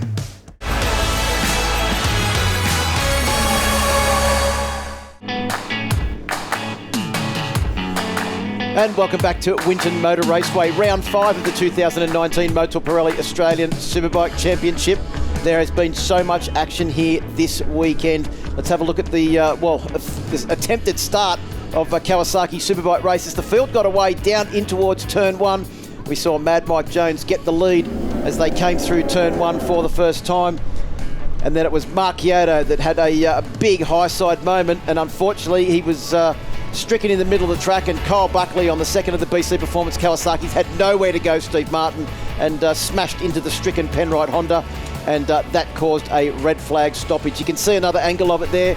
Most of the field managing to get around the Penrite Honda, but Kyle Buckley left with nowhere to go. Yeah, he certainly hit the Honda with a lot of force. Both of those riders lucky to get up and away from that one with so few injuries. Good to see them up and about there, but both of those riders didn't get to do the restart. In the second take, the track was a little bit damp. Daniel Falzon got the best start he's had all week, and after narrowly missing the incident, he crashed, lost the front on a wet patch, and bang, into the wall goes his R1. He just comes around the outside there, and that's the end of his race too, so he didn't get very far. Lachlan Eppis's bike, a similar situation there. He must have had almost a little bit of a high side because his bike stood up and went into the wall. You can tell he's not happy about that. Let's get into Emma, who's down in pit lane. Alex Phillips obviously managed to escape the carnage. What did you see from your point of view? Not a lot. I'm not sure if there was contact. No, there's not a whole lot of grip out there on the track, and first lap, it's not easy. So, yeah, not too sure what happened, but hopefully we make it all through this time. The grid's getting some big holes in it now, so it's not too many bikes going in the corner. Take it easy. Go get him. I think Al summed it up perfectly, Steve Martin, exactly what you said before. It's been a day of attrition here at Winton. Yeah, absolutely. The 2-minute board's out now, so it won't be long until we get this one underway, Phil. And, boy, it's playing into the hands of Troy Herfoss, back down the grid, but with a few holes now. You never know, he might just find his way up with Mike Jones and the number 47, Wayne Maxwell. Who knows? I think maybe he'll be in with a shot. Well, just a recap of what has happened this weekend. We came into the round with Mike Jones leading the championship by 1 point over Crew Halliday and 27 points between first and sixth in the championship, back to Josh Waters and Wayne Maxwell in fifth and sixth positions. After race number 1, Wayne Maxwell took the race win. Mike Jones was in second and Troy Herfoss third, Crew Halliday fourth. It is now 22 points between the top 5 in the championship, with Mike Jones leading by 5 points from Crew Halliday and 15 points from Brian Starring back in third, and then Troy Herfoss and Wayne Maxwell 4 points apart in fourth and fifth position. 22 points covering the top 5 as we're getting very close now to the warm-up lap getting underway. And as you mentioned, Herfoss starting from 12th position, but he's got big holes everywhere through the grid in front of him, and it could be a day where he really limits the damage to his championship that could have happened after Friday and Saturday that weren't all that good for Team Penrite Honda. No, absolutely. So just keep an eye out now. There's still some key players out there. Mike Jones looking to extend the lead in the championship, and Wayne Maxwell looking to close up that gap.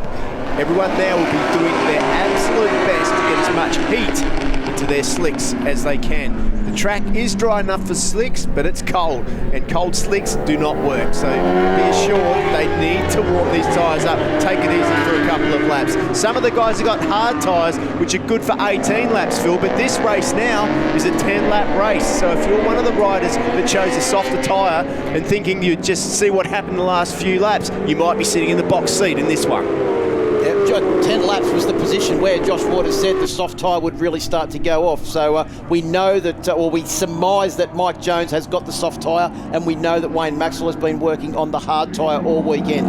That's going to be a very interesting race. There's also the fact that 10 laps changes the physicality of this race somewhat as well from the original distance of 16 laps.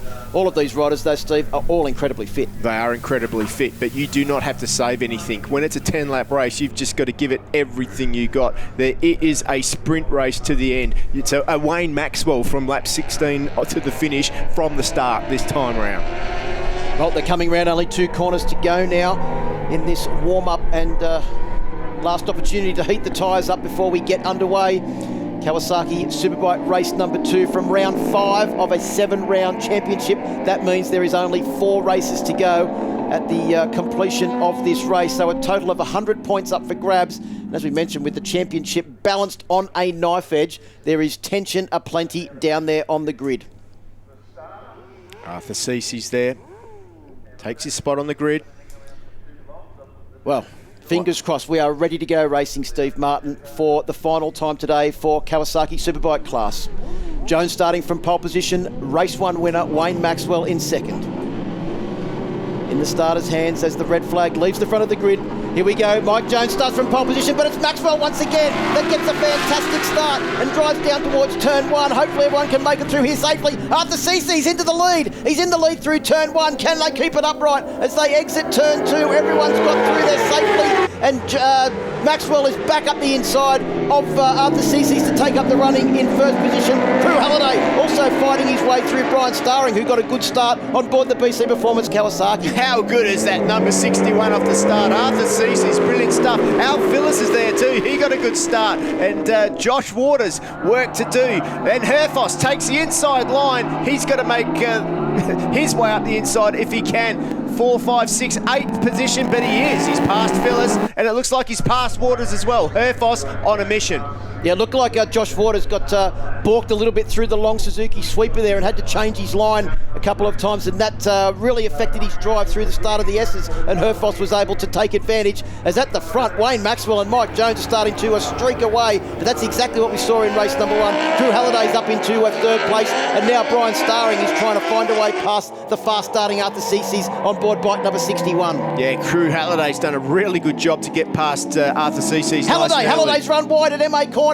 He may have just kept it on track, Steve Martin, but it's going to be a big effort to try and come back from there from Crew Halliday. 3rd in the championship, 3rd in the race, 2nd in the championship. We'll try and find out now how far Crew Halliday has dropped back with that incident at MA corner. He's dropped right back. He's not there, I don't think. We were about to find out. I think he's not in this anymore. Halliday's out.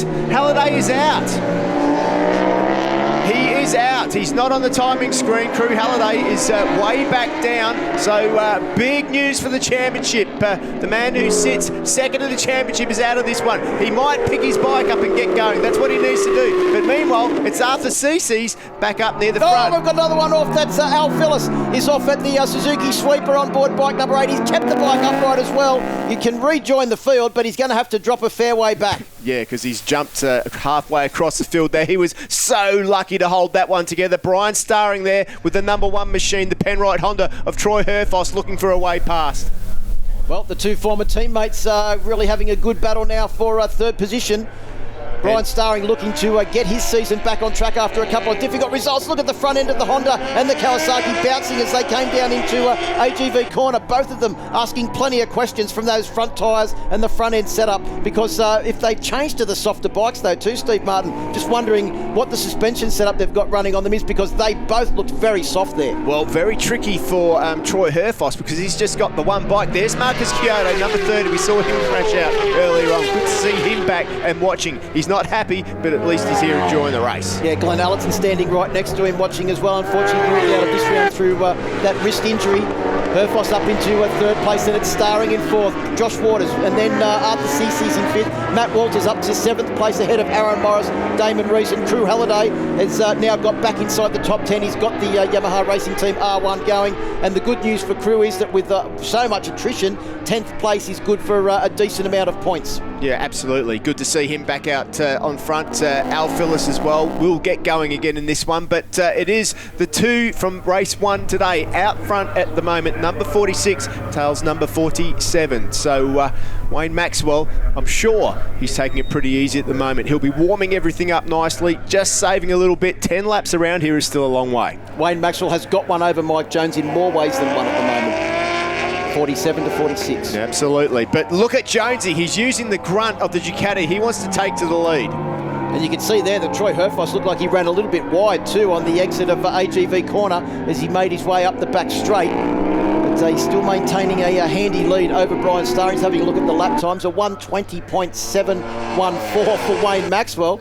That's not that far off the times that they were doing, Steve Martin. So considering the track is so cold and possibly a little bit slippery, the pace of these riders is absolutely, unthought of, I think you would have to say. That's pretty much qualifying pace. 1:20.7 in these conditions is brave. And is Wayne Maxwell anything other than brave? I don't think so. He is an absolute animal. He knows how to win around this circuit. He won the last race here last year. He won the first race here. And I think he wants to get the double this time out. Something he didn't do last year because he won one and crashed last year, if you remember. He's also trying to get as many points as he can back in the championship to our current championship leader, the man that sits in second position on board that DesmoSport Ducati bike, number 46. Yeah, well, he's had a lot of bad luck this year, hasn't he, Wayne Maxwell? He's been taken out at Phillip Island. There was another unfortunate incident that wasn't his fault, and he lost basically 50 points. Mike Jones is closing up under brakes now. So Wayne Maxwell, he just needs to keep it together. Well, Jonesy looks like he's got a lot of confidence in the front end of the DesmoSport Ducati. Obviously, Paul Free and Ben Henry and the crew have given him a fantastic bike because he's been so fast all weekend. A couple of more drops of rain on the camera down there at turn 12 as well. So maybe the rain hasn't completely vacated as Mike Jones simply waves at Wayne Maxwell as he goes blasting past on the Motul Pirelli straight and down into the lead through the spokesesses.com.au and drives out over the old start-finish line. No, he's pointing to the sky. He wasn't waving to Wayne Maxwell. No, he's saying, yeah, we need to stop this because it gets slippery awfully quickly. Both of the boys now putting their hands up to say that it's getting too wet. It's going to be interesting to see what they do now. I'm sure the officials will be looking at this. You know, one rider that has not slowed down, the rider that's now right onto the back of him in third position, Troy Herfoss. He's not waiting for the officials to make any decision. He's barged his way past Mad Mike Jones into third place, and he's now gone into the race lead, has Troy Herfoss on board bike number 1. This will perk Wayne Maxwell and Mad Mike Jones. No, red flag. Red flag has come out, so it's going to say that if they slow down anymore and there's no red flag, they're going to rue their decision. But the officials have come out and have called a red flag due to the worsening conditions here at Winton Motor Raceway, unfortunately, for the Kawasaki Superbike class. Yeah, I mean, that's, Troy Herfoss did the right thing. Race declared, so it is going to be a much shortened race here this weekend. And half points were awarded. No, Troy Herfoss not happy. You can see there as he makes his way into pit lane. The race was declared wet, Steve Martin, so that's a very interesting outcome. Race declared, half points are awarded. So I think you'll find that the race win will go to, actually on the last completed lap, who had Mike Jones overtaken Wayne Maxwell before the start-finish line? Well, we'll know shortly. I think Wayne Maxwell's the winner. Maxwell's going to win this one. And I think Mike Jones is second with Herfoss third. It's been readjusted now on a timing screen, so it looks like it is going to be Wayne Maxwell from Suzuki who takes it out. Not in the normal style that you would like, but nevertheless, a double win for the Suzuki man. Well, it's going to be interesting to calculate out the championship points as well when we get the revised championship points, but I think you'll be... We'll be hearing from our top 3. Before that, we'll have a short break and come back, update you with the points and everything happening here at Winton Motor Raceway.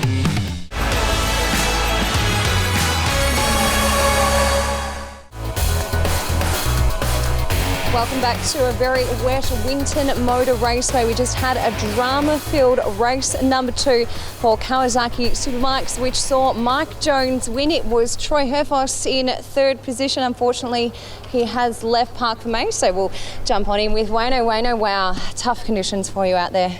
Yeah, look, it is tough. it's just such a difficult call for race direction. If they let the race go, it's a wet race, they know everyone's on slicks, and then you've got injured riders. There's already half the field was decimated for the tricky conditions that Winton Turn 1 and 2 provide. I understand Troy's frustration for sure, but easily if he was on the ground, he's like, oh, why didn't they red flag or why didn't they stop it? So it can go either way, and happy with the result today, happy to claw back a few points in the championship, and looking forward to moving on to Phillip Island. Hopefully the Victoria, my home state, can put on a bit of sunshine. Yeah, all of the incidents and everything aside, that is a good track for you. Certainly suits the Suzuki. Looking forward to it, I'm guessing. Yeah, absolutely. The guys at Team Suzuki X-Star have worked really, really hard. They've made the bike better and better every time I've gotten on it. Collecting info, understanding what I want, and the more laps we spend, the better the bike gets. Well done this weekend. Some much needed points for your championship. Thank you.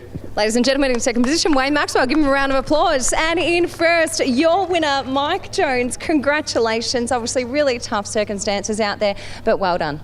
Yeah, thanks very much. Obviously, it was a very tricky way that race ran. Ultimately here we've seen when the conditions get on the surface of the track gets wet or a little bit damp, it's very, very dangerous. And at the end of the day, I think that the right call's made to finish the race. And fortunately for me, that's a good position. But ultimately, it's just the safety of all the riders, and I think that everyone would agree that that's the right decision to be made.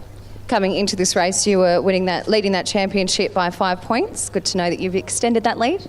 Yeah, look, that's the goal. I'm here to win the championship and doing the best job that I possibly can. And to come away at the end of this weekend, extending the championship lead is just a fantastic result for me and the DesmoSport Ducati team. So a big thanks to the team and all of our sponsors, and along with my personal sponsors as well. Thanks, Mike. Ladies and gentlemen, give him a round of applause, your winner for race number 2 for the Kawasaki Superbike, boys. Yeah, thanks very much, Emma. Great to hear from our race winner, Mad Mike Jones, and also second place, Wayne Maxwell.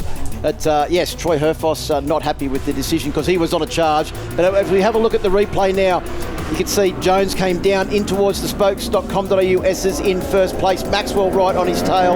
Unfortunately, early on, Mark Kyoto had a big high side and Kyle Buckley was caught up in the incidents, causing the first of our red flags. Yeah, thankfully both of those riders were able to walk away with that, but look at the impact. Bang! That was a massive high-speed impact there. Luckily, both riders are up, and we saw Mark Kyoto watching the race from the sidelines later on there. Damon Rees from New Zealand just getting out of the way of that one too.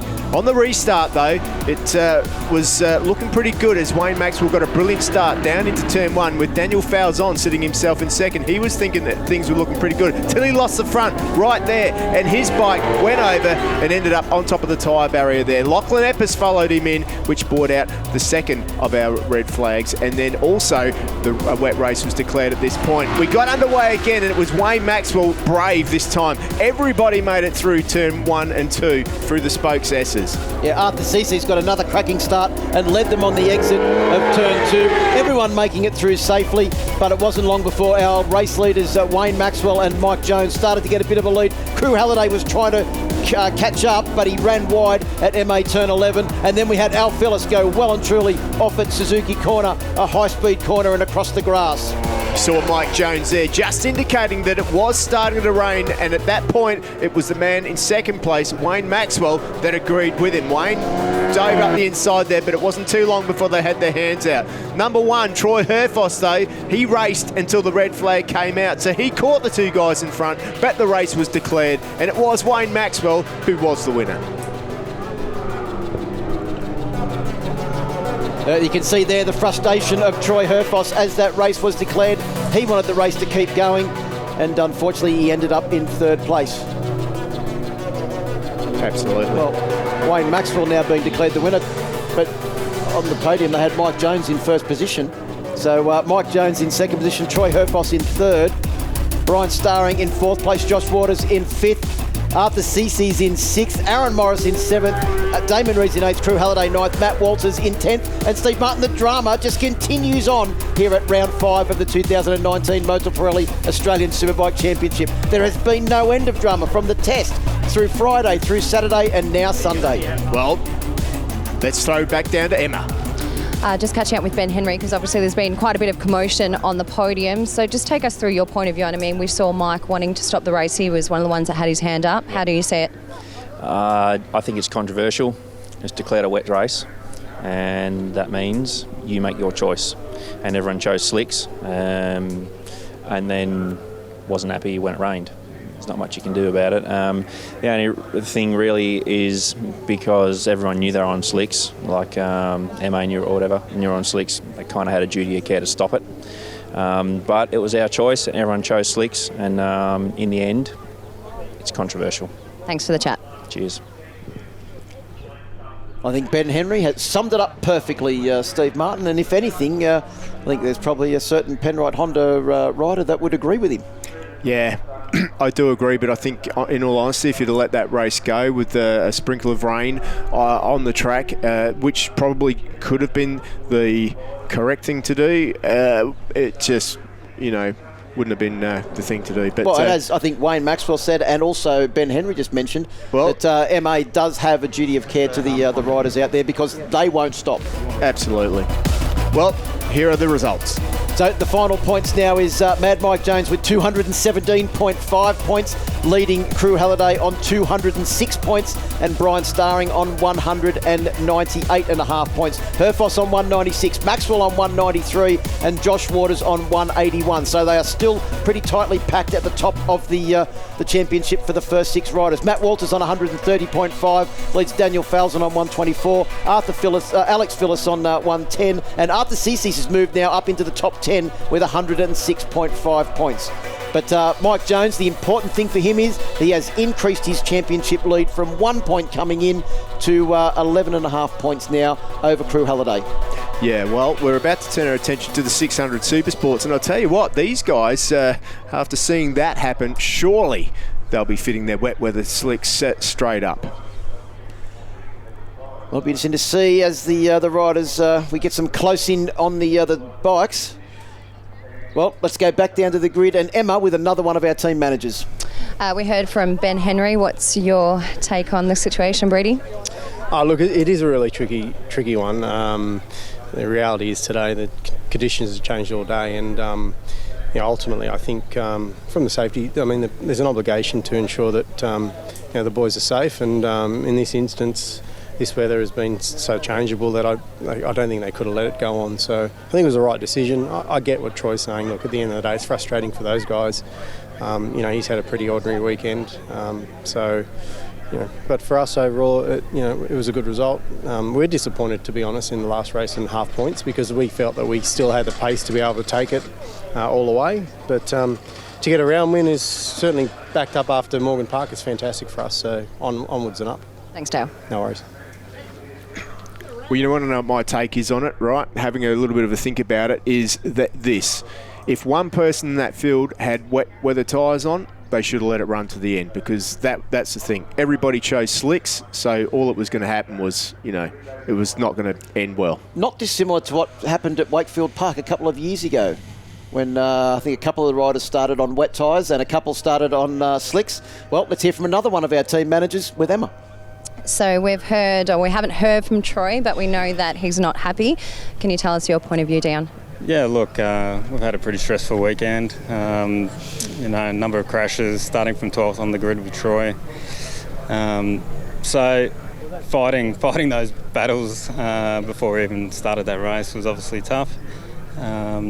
Troy was on a man on a mission to get to the front, and obviously he was doing that, and it was just super disappointing for us to be in the middle of a wet race and it being declared when as soon as Troy gets to the front or near the front. So working that hard to get to that position after a stressful weekend is super disappointing for Honda Racing. I appreciate the chat. Thanks, Dion. Thanks. Well, thanks for that, Emma. Hearing from the top three certainly puts a different perspective on it when you're hearing from them because they're looking at it from a considered position, not a, dare I say it, hot-headed rider's position, Steve Martin. Yeah, absolutely. Anyway, time to turn our attention to this championship, the Supersport Championship, and we've got Tom Taparis from pole position with Nick Limington in second. Third is Reed Batty. Fourth on row 2 is Brock Pearson on the Yamaha. He rode well early on. Ollie Bayless and Ty Lynch round out row 2. Chris Quinn had a good ride earlier on.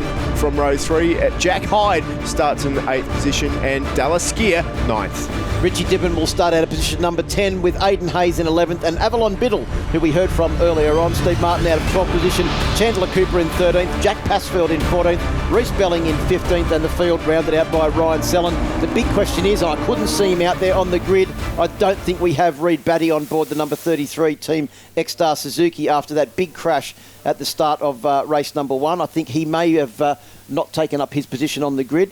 But I think that we did see Nick Leamington on board bike number 27 out there, but we'll wait to see them come round and take up their positions on the grid to confirm that. The one rider that we do know that's out there is Ollie Bayliss on board bike number 68, because we can see him there on the Yamaha YZF R6 making his way around through MA Corner now and down to take up his position on the grid. Yeah, I caught up with Nick Leamington. He said that he would be out on track. Of course, there was a big crash earlier on in the day, and some of the Supersport riders went down. Nick Leamington, Reid Batty were 2 of those riders. I think there was a total of 4 that went down. Most of them are back out there. It doesn't look like Reid Batty's been able to make it back, unfortunately, but we're getting ready for a start here with the 600 Supersport. Yeah, Richie Dibbon was another one of those riders that was involved in that incident on board bike number 119 as well. And also, was it Chandler Cooper, I think, had the flat tyre caused by some of the debris. But we're ready to go racing now. The final race of the day for Motul Motorsports TV Supersport. Tom Tapara starting from pole position. Field now taking up their positions on the grid. No, 2 vacant grid positions in 2nd and 3rd. Here we go. Tom Tapara starting from pole position. The only man on the front row of the grid. Championship leader by a considerable margin now with final race on the program today underway. It is Tom Tapara's getting a good jump, but I just thought Ollie Bayliss got a cracking jump. And is that him now coming up? No, it's Ty Lynch up into, he's on the outside of Tom Tapara's, battling for the lead as they come through turn 1 for the first time. And it is the 2 underground design machines of Ty Lynch and Ollie Bayliss that lead Tom Tapara's through turn 3. How good is Ty Lynch this weekend? He has come of age as well. Good to see him up there at the front. These tricky conditions really working for those 2 boys. Ollie Bayliss as well. Tom Tapara's, he has got to be just building himself into this. Expect a little bit more from Avalon Biddle as well. She's moved herself up the pack. But there is your front 3. Tom Tapara's, who's won, 10 out of 11 so far, is in 3rd position. And thought he was having a bit of a look up the inside of Ty Lynch there, down into YMF Corner, but it is still Ollie Bayliss on board bike number 68 that leads this race through the Kawasaki S's now, and he turns to head down the YMF straight for the first time. Well, you can see how tricky the conditions are out there at the moment. The boys, you can see Ty Lynch looking over his shoulder, but they're definitely riding at half pace. I would say that the track is damp at the moment. They're really taking it easy. The sun has just come out here, so hopefully as this race goes on, things will dry up a little bit and the pace will increase. But there goes Taparis up the inside. Great move by him. Richie Dibbon on board bike number 119, the Suzuki GSX R600, is now up into 3rd position. Obviously, he has webbed feet, Richie Dibbon, and he's loving these conditions out here at the moment. Yeah, he's riding brilliantly out there on the GSX-R Suzuki. The GSX-R, a race winner around here. Hard on the brakes, he goes past Tom Taparis. I bet he didn't expect this at the start of the weekend, Phil. Well, Richie Dibbon probably didn't expect this either, as he was sitting on the ground at the exit of turn 2 in race number 1, but he's now up into 2nd position and riding like a man possessed down through turn 3. He's got his eyes firmly fixed now on our race leader, Ollie Bayliss, on board bike number 68 as he makes his way through the Pirelli corner and down towards the Suzuki sweeper. He's on a charge on the Suzuki. Yeah, he certainly is. I'm surprised that Leamington's not out there, to be honest. I thought he would have been out there. I saw him in the pits and he said he was okay, but perhaps when he got on the bike, something wasn't quite right. So unfortunately, he's not there. But anyway, Ollie Bayliss leads this one out front at the moment. Ty Lynch in 4th place, Jack Hyde in 5th, Brock Pearson back in 6th position ahead of Ryan Sellen, who is up into 7th position. Aidan Hayes, Avalon Biddle and Jack Passfield round out the top 10. Remember, Brock Pearson has moved up into 2nd in the championship with those solid points in race number 1 earlier on today too. So Brock Pearson, I think, is just doing a fair bit of consolidation at the moment to make sure that he comes home in this race with some points to maintain that 2nd position in the championship, knowing that the man that sits directly behind him, Nick Leamington, is not out on track. Absolutely. But what a job number 119's doing. and Richie Dibbon, he's hanging in there, isn't he? He's holding his own with the man who leads the Australian Supersport Championship at the moment. Well, he's about to hop on a plane on Monday and head back overseas as well to continue his efforts in the German IDM Championship, and also a guest ride in the British Superbike Championship Supersport class at Assen coming up next weekend. Dibbon back down the inside of Taparis. Taparis goes back around the outside and is also now closed in on the back of our race leader, Ollie Bayliss. Yeah, but I mean, lap times are down. We're 7 seconds a lap slower than a real dry time at the moment. So these guys are pretty much just pussyfooting around out there at the moment. Yeah, but it's certainly, Steve, as we mentioned before, it's not wet enough for wets and it's not dry enough for slicks. No. So it's in no man's land at the moment, but you can see once they've got a little bit of heat into the tyres, they can still ride relatively aggressively, just not carrying the same amount of corner speed as what they would have before. Down to the pits and an update from Emma. Yeah, just caught up with Reed Batty watching on. I know you would rather be racing, but good to say that you're okay.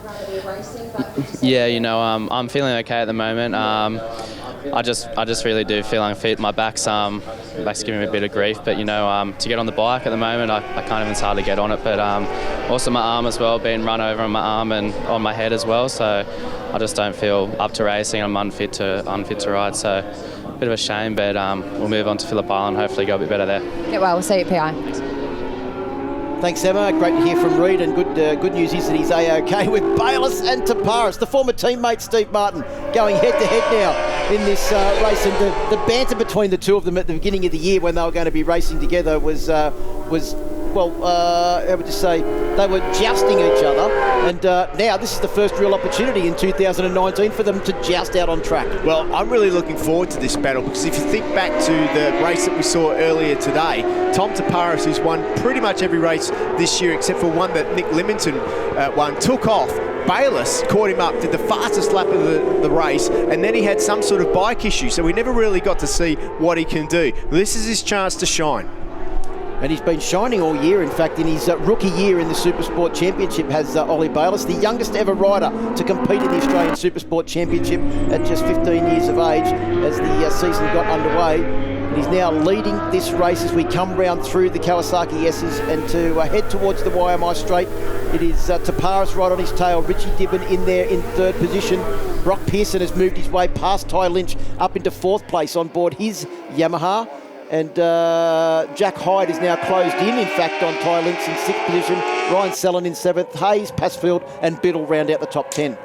Well, talking about shining, Richie Dibbon is still hanging on to that third spot there on his Suzuki. Brilliant stuff by him. Looks like Brock Pearson might be closing him down a little bit, but it is still Ollie Bayliss and the Cube Racing Machine out front at the moment, who's showing the more experienced Tom Taparis which way to go around this Winton circuit. Well, the fastest lap in this race is was actually set by Richie Dibbon, but on the last lap has just eclipsed that by a couple of tenths of a second to do a 1:28.0. So you picked it, Steve. He's closing in because he's the fastest man on track.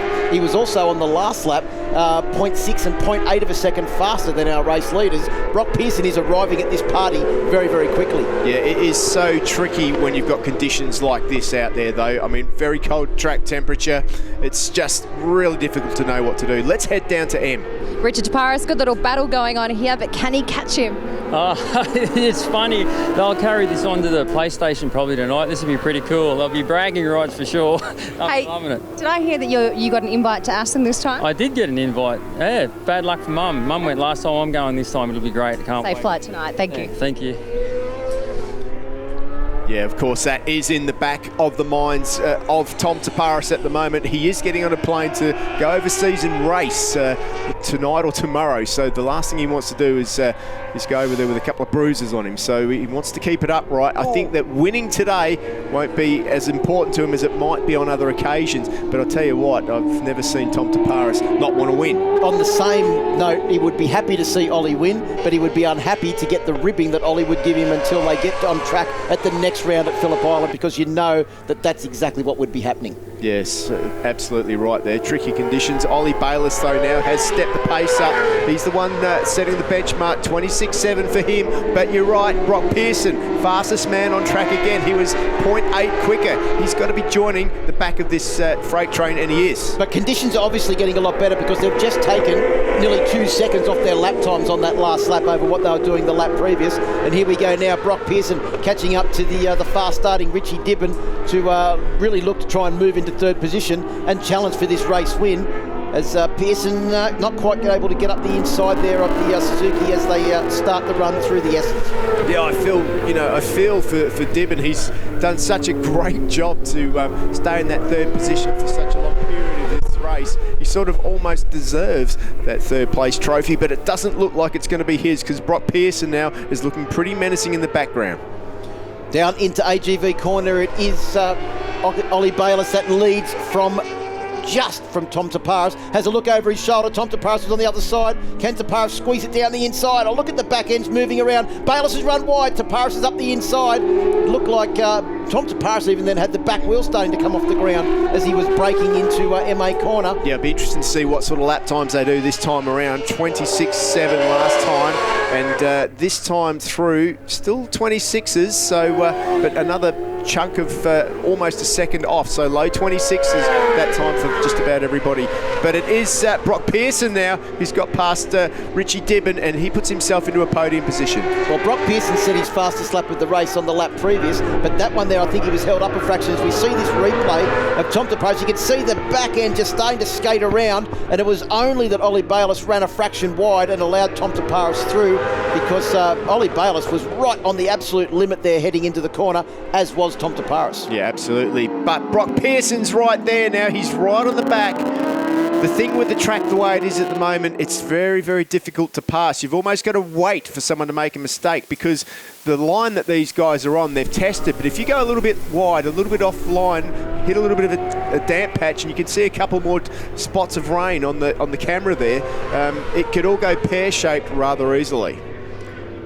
Interesting to see the lap times now, because Pearson is looking to be just having a little bit more pace on board that Yamaha R6, but as they come down to the MA corner, it is Tom Taparis that dives in there late on the brakes. They look like they got better drive out of AGV corner than what Brock Pearson did. He can hit. Well, it sounds like traction control working overtime there, doesn't it? Or is it just the bike spinning and bouncing off the rev limiter? As Bayliss has a look up the inside. He's late on the brakes. Tom Taparis just lets the brakes off and runs into the spokes.com.au S's a fraction quicker. And the sun is back out once again at, a very changeable Winton Motor Raceway, Steve Martin. It is certainly shaping up to be a cracking last 5 laps of this race. Yeah, and the lap times are starting to come down now. 25.7 that time round. So the leading trio are into the 25s. Richie Dibbon's still stuck in those 27s. Jack Hyde is catching him up as well. So Jack Hyde in 6th there. Ty Lynch as well. And also Brock Pearson, fastest lap of the race on the last lap with a 25.4. So 0.2 of a second faster than our race leaders Tom Taparis and Ollie Bayliss. Well, he's there now. It's a matter of getting past, and that's, as we've seen, it's not so easy unless someone in front makes a mistake.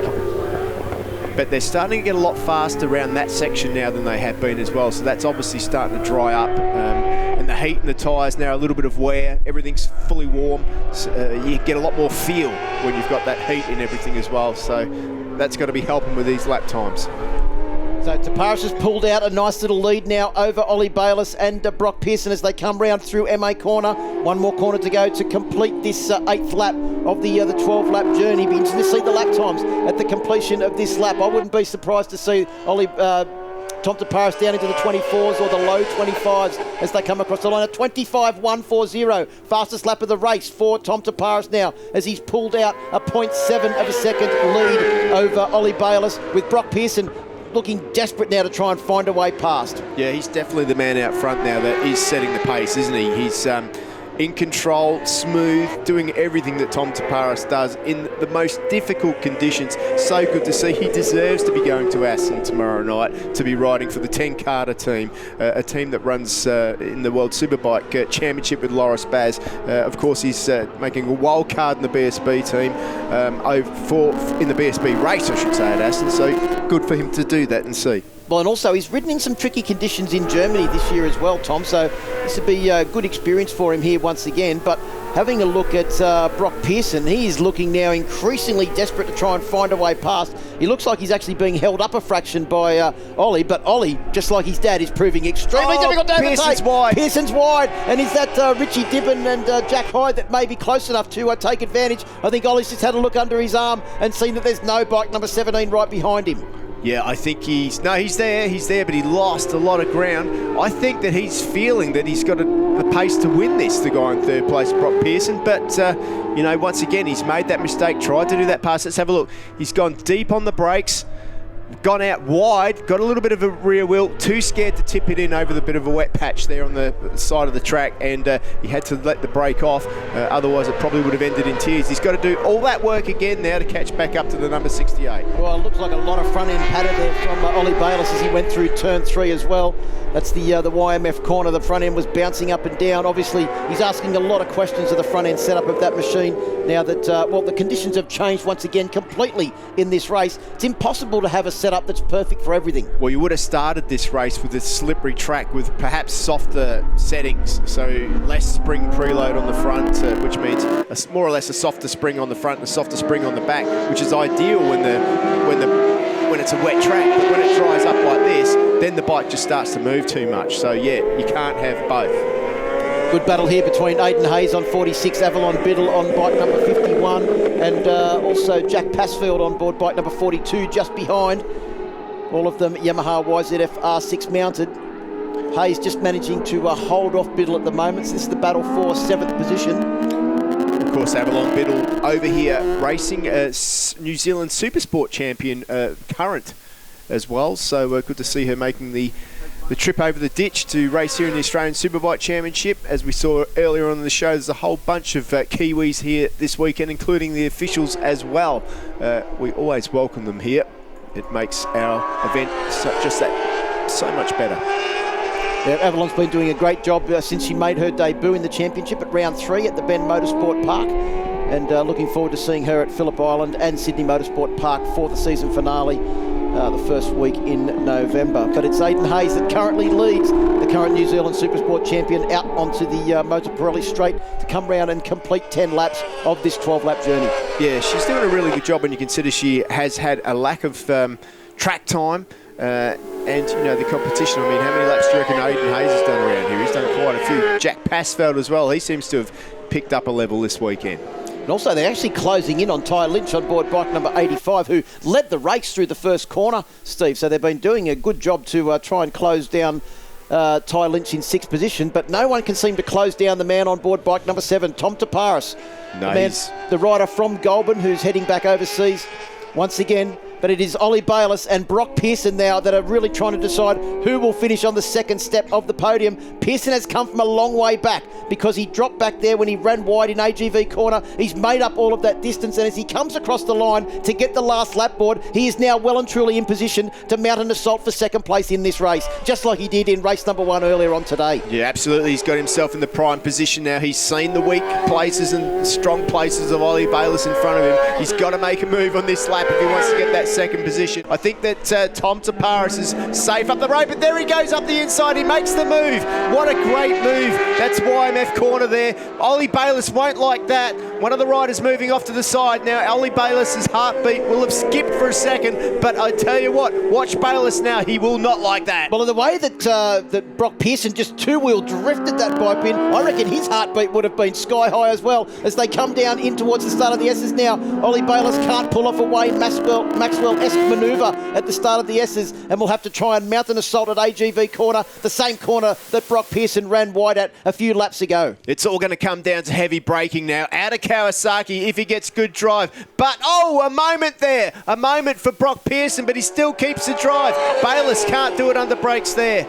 He's got one opportunity left. That is on the brakes into MA corner, or set up MA corner to try and make an overtake in between there and the final corner before they come out of the Motor Pirelli straight at MA corner. Bayliss up the inside. Can he hold the bike on line? It looks like he does. Pearson tries to come up the inside. Can't get through. And Ollie Bayliss may have just secured second place in the final Motorsports TV Supersport race of the day behind his good mate Tom Taparis, who takes the victory as they come across the line. Taparis the victor in the end by about 1.2 1.3 seconds and only 0.2 of a second between Bayliss and Pearson. But what a ride from those two. Ollie Bayliss in second place and Brock Pearson in third. Well, I think my heart's skipped a beat. Well, that's it for all of the action here at round 5 of the 2019 Motul Pirelli Australian Superbike Championship. The next round at Phillip Island in 3 weeks' time, first weekend in October. We'll see you there.